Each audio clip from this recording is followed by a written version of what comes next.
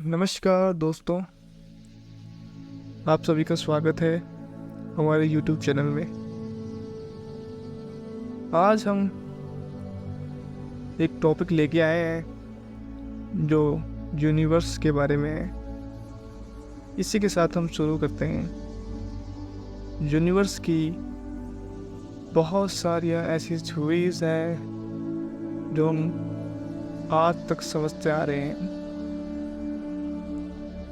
Universe आप सभी जानते हैं। कुछ इन्फॉर्मेशन के साथ आज हम पूरी डिटेल्ड एनालिसिस करेंगे, पूरी एक कंसेप्ट लेंगे एक शॉर्ट समरी के साथ, जिसके साथ आपको समझ में आ जाएगा कि जो यूनिवर्स है वो अपना काम कैसे करता है और उसका फ्यूचर क्या है।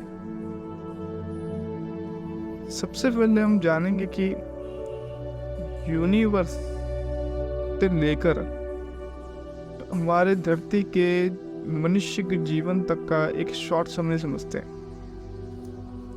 लाइन वाइज चलते हैं। सबसे पहले यूनिवर्स होता है जो कि इन्फिनिट है, जो हमें ब्लैक रंग का दिखता है, इन्फिनिट है।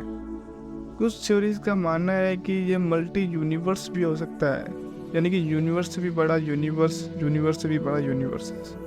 एक भी हो सकते हैं, दो भी हो सकते हैं, इससे कई अधिक भी हो सकते हैं। जबकि प्रैक्टिकल अभी इसके बारे में हम कह नहीं सकते हैं, क्योंकि अभी भी इसके ऊपर खोज जारी है। यूनिवर्स को समझने के बाद एक यूनिवर्स के अंदर बहुत सारी गैलेक्सियां हैं। एक नहीं, कम से कम मिलियंस बिलियंस गैलेक्सी हैं। उन्हीं गैलेक्सी में से एक गैलेक्सी का नाम है मिल्की वे, जो कि हमारी गैलेक्सी है। हम सब जानते हैं कि मिल्की वे में हम रहते हैं। उस मिल्की वे गैलेक्सी में से बहुत सारे, यानी कि मिलियन बिलियन स्टार्स हैं। बहुत सारे स्टार्स मिलेंगे उसमें। उन्हीं स्टार में से एक स्टार का नाम है सन, जो हम आज देखते हैं धरती के ऊपर सूरज दिखता है हमें। सूरज के साथ बहुत सारे ग्रह हैं। आज के अनुसार 8 ग्रह हैं। 9वां ग्रह भी कह रहे हैं बनने जा रहा है। फिलहाल 8 ग्रह हैं, जिसमें से एक ग्रह है धरती, जो अर्थ है। इस अर्थ के अंदर हजारों से ज्यादा स्पीशीज हैं, जिसे हम प्रजाति कहते हैं। उस बहुत सारे स्पीशीज में से एक स्पीशीज का नाम है मनुष्य, ह्यूमन बीइंग। ह्यूमन बीइंग में आज लगभग 800 करोड़ लोग रहते हैं, यानी कि 8 बिलियन पीपल रहते हैं। उन्हीं 800 पीपल में से एक पीपल हम हैं। तो ये था पूरा सफर यूनिवर्स से लेकर हमारे तक, व्यक्ति तक। अब समझेंगे कि ये बना कैसे, गैलेक्सियाँ कैसे बनी, फिर गैलेक्सी के अंदर स्टार कैसे जन्म लिए, उसके ऊपर अब चर्चा करते हैं। सबसे पहले एक यूनिवर्स का टॉपिक है, जो कि अपने आप में एक बहुत बड़ा है, जो इन्फिनिट है। इसके ऊपर खोज करना संभव है। तो यूनिवर्स के अंदर बहुत सारी गैलेक्सियाँ हैं। गैलेक्सियाँ को समझने से पहले एक थ्योरी आई है जो साइंटिस्ट बता रहे हैं, बिग बैंग थ्योरी। आप सबने सुना ही होगा इस थ्योरी के बारे में। ये थ्योरी कहती है यूनिवर्स के अंदर एक गोलाकार था। वो गोलाकार आपस में टकरा रहे थे। उस टकराने की वजह से बहुत बड़ा विस्फोट हुआ। उस विस्फोट को बिग बैंग थ्योरी के नाम से जानते हैं। उसी विस्फोट के साथ ही गैसेस का निर्माण हुआ। गैसेस फैलती जा रही थी। ये विस्फोट एक बार नहीं, कई बार हुआ, जनरेशन टू जनरेशन तक हुआ। इसी के साथ ही गैसेस का आकार बढ़ने लगा। गैसेस बढ़ती जा रही थी। इन्हीं बढ़ने के साथ साथ डस्ट भी साथ में चल रहे थे, जो छोटे छोटे आकार के थे। फिर यही गैसें अलग अलग गैलेक्सी का निर्माण करने में जुटी हुई थी। जो अलग अलग गैलेक्सी बनने जा रही थी इन्हीं गैसों के साथ। और इन्हीं गैसेस में हमारी एक गैलेक्सी, जो मिल्की वे गैलेक्सी है, वो बन रही थी धीरे धीरे। उनमें से बहुत सारे डस्ट थे जो पत्थर के टाइप से दिखते हैं, जो आपस में इकट्ठा हो रहे थे धीरे धीरे, और साथ में गैसेस भी थी। तो हमारे एक गैलेक्सी में बहुत सारे नेबुला का निर्माण होने लगा, जो कि गैस का गोलाकार से दिखता है। इस हर एक नेबुला में स्टार का जन्म शुरू होता है। हर स्टार में से एक स्टार हम जानते ही हैं, सन। इस सन कैसे अस्तित्व में आया, इसके ऊपर हम बात करें। सन एक पूरा गैस का गोला है। इस गैस के अंदर दो मात्रा पाई जाती है, मोस्टली हाइड्रोजन एंड हीलियम की मात्रा बहुत अधिक थी। और इन्हीं मात्रा की वजह से सूरज का निर्माण हुआ। इससे यह तय होता है सूरज का निर्माण गैसेस की ही देन है। जब सूरज बन रहा था, साथ के साथ बहुत सारे छोटे छोटे डस्ट जो घूम रहे थे सूरज के इर्द गिर्द, बहुत ज़्यादा गर्म हॉट में था। तो वो पत्थरें या फिर उसको डस्ट कहते हैं, वो इकट्ठा होने लगे सूरज के नज़दीक से।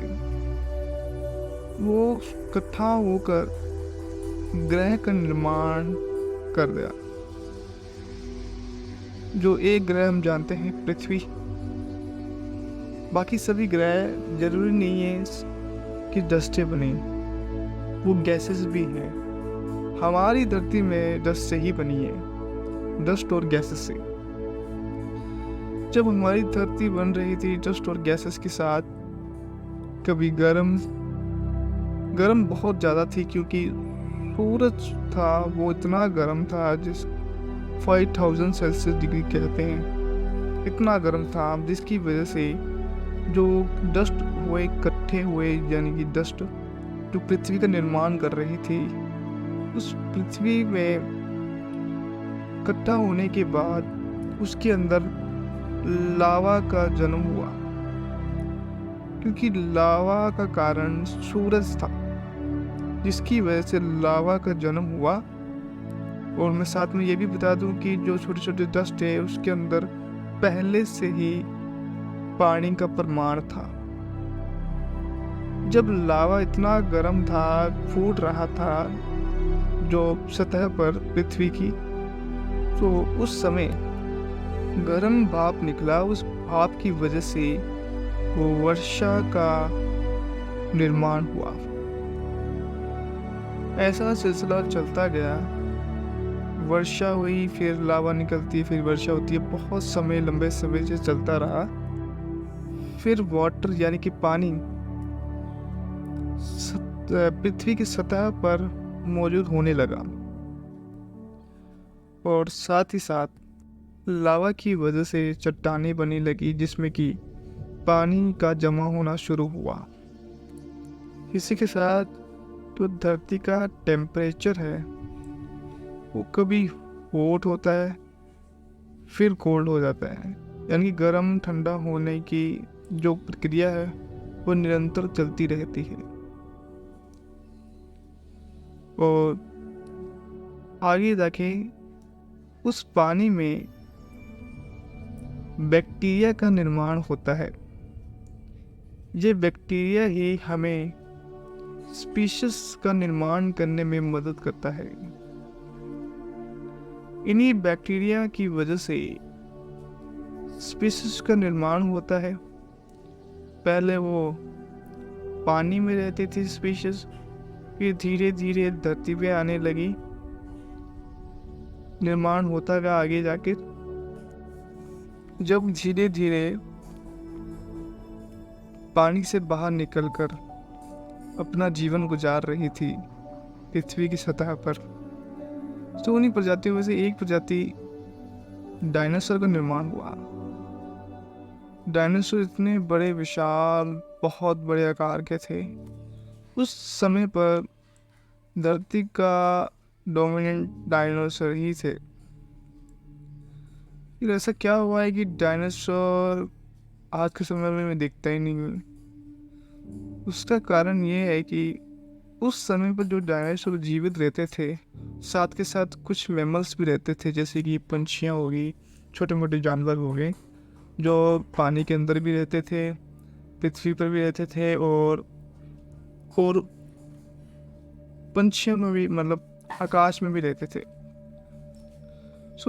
उस समय पर एक बहुत बड़ा एस्टेरॉयड गिरा था, जो कि मेक्सिको के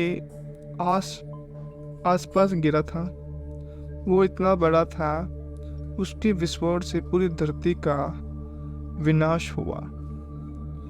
इसके साथ डायनासोर की जितने भी प्रजातियां थी वो सभी विलुप्त हुए, खत्म हुए।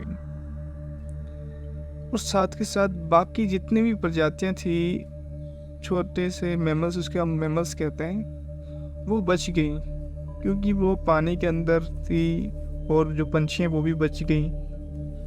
तो ये विस्फोट होने के बाद फिर सिलसिला शुरू हुआ मैमल्स का। और उसी मैमल से एक प्रजाति निकली, होमो सेपियन, जिससे हमारा ह्यूमन का निर्माण हुआ, जो हम आज देखते हैं। ये तो था यूनिवर्स से लेकर ह्यूमन बीइंग तक का सफ़र। कैसा लगा आप इस इंफॉर्मेशन?